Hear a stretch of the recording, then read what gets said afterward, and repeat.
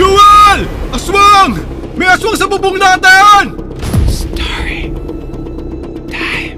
Ako si Gary. Gusto ko lang ibahagi ang naranasan ng pinsan ko sa may Panglao Bohol. Hindi ko alam kung maniniwala kayo kasi nung Holy Week lang to nangyari. Ngayong taon, 2024. Nakatira ako sa Manila at may mga kamag-anak kami sa Bohol sa mother side ko. Tapos nakabili ng property ang parents ko sa Panglao Bohol.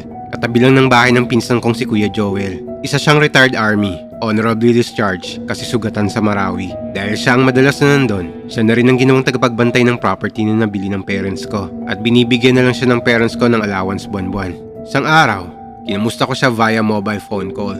Lunes na nito, pagkatapos ng Holy Week. Tumawag ako sa kanya kasi pinapatanong ng parents ko kung may nagpuntang surveyor nung araw na to.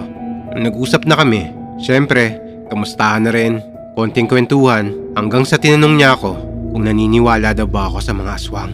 Sabi ko naman, hindi. Kasi hindi pa ako nakakakita. Pero marami na ako naririnig. Kaya kinuwentuhan niya ako ng karanasan niya tungkol sa aswang. Ang sabi niya, noong Holy Wednesday daw, nagpunta yung lola ng misis ni Kuya Joel sa bahay nila. Kasama nga pala nila dito yung kapatid ng asawa niya na lalaki. 6 months nang buntis ang asawa ni Kuya Joel. Tapos bigla daw bumisita yung lola ng asawa niya sa bahay nila. Yung lola daw ng misis niya ay taga Valencia, isang bayang medyo malayo sa Panglao. Ang ginawa raw nito ay nangamusta, nagbasa ng pasyon, tapos binigyan daw ng boteng may langis si Kuya Joel. Sabi ng lola ng misis niya, pangontra raw sa mga kung anong mga nilalang. Pero dahil pinanganak si Kuya Joel sa Dawis, Bohol at lumaki sa Panglao, at saka hindi naman daw siya pinalaki ng mga magulang niya na naniniwala sa mga kababalagan o mga nilalang na tulad ng aswang. Ang ginawa ni Kuya Joel, itinabi niya yung bote ng langis doon sa may kusina nila hanggang lumipas ang oras. Ang natira na lang sa bahay nila Kuya Joel ay ang mga nagbabasa ng pasyon, siya at yung bayaw niya at ang misis niya.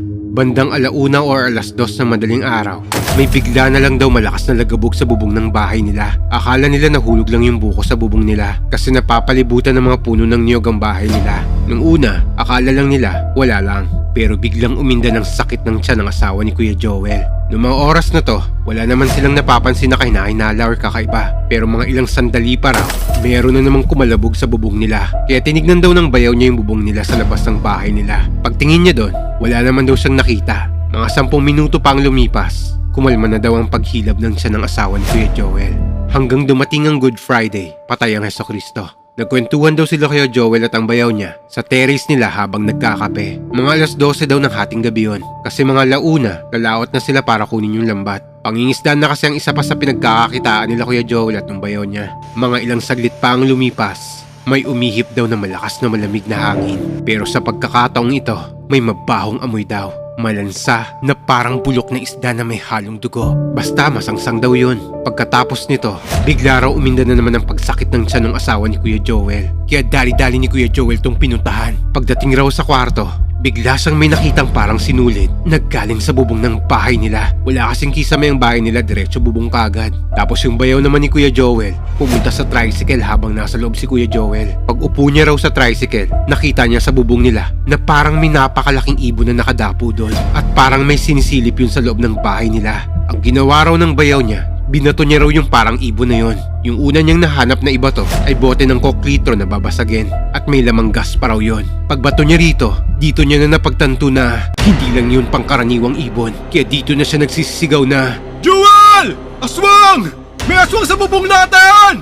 Dali-dali raw lumabas si Kuya Joel. Dala yung pistol niya at pinaputukan niya yung nilalang na yon. 2 putok na malakas. Tapos lumipad daw ng mataas yung aswang na yon. Kita pa nila sa liwanag ng buwan yung paglipad nito. Pagbalik nila sa kwarto nila, ayos naman daw ang asawa niya. Nagtanong pa raw yung kung ano yung putok na narinig niya. Tapos nakatulog na rin yun maya-maya. Kaya matapos ang gabing to, agad daw silang dalawa ng bayaw niya pumunta sa kusina para kumuha ng asin para isaboy sa paligid ng bahay. Pagdating nilang dalawa sa kusina, doon nila nakita na pahupa na ang pag-apaw ng langis doon sa bote. Sabado, Black Saturday. Nagpunta sila ng lying in at yung doktor ng asawa niya ay ninang nila sa kasal. Kaya kahit Sabado de Gloria, nakakapagpa-check up sila at dito na nila nalaman ang sitwasyon ng baby nila. Nagkaroon daw ng threat miscarriage yung bata. Sa madaling salita, bigla daw humina ang kapit ng sanggol. Niresetahan na lang daw ng gamot ng pampakapit yon. Tapos umuwi na raw sila. Sabi ni Kuya Joel, Kung naniwala lang daw siya sa lola ng misis niya, hindi daw sana magkakaganon na muntik nang mawala ang anak nila. Huli na niyang malaman na isa palang manggagamot ang lola ng misis niya na taga Valencia, Bohol, kaya maalam raw to sa mga ganitong sitwasyon. At kinutuban daw ang lola ng misis niya kaya nagpunta bigla sa kanila.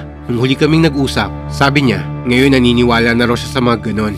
At meron na daw siyang buntot pagi pang depensa. Nabili niya daw sa online at taga-copies lang ang seller.